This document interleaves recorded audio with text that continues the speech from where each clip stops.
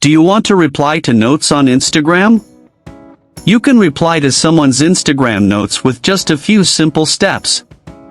Before we begin, please like this video and subscribe to our channel for more tutorials and tips. I've also included some helpful tools and apps in the description, so be sure to check them out. To reply to notes on Instagram, first, open the Instagram app on your mobile device. Once you're on Instagram, tap on the message icon at the top right of the screen. At the top of your chats list, you will see notes from your friends and followers. Scroll through to find the note you want to reply to. Once found, tap on the note. Now, a text box will appear at the bottom of the screen.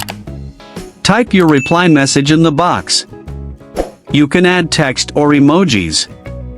Once ready, tap the send button. Your reply will be sent as a direct message to the person who posted the note.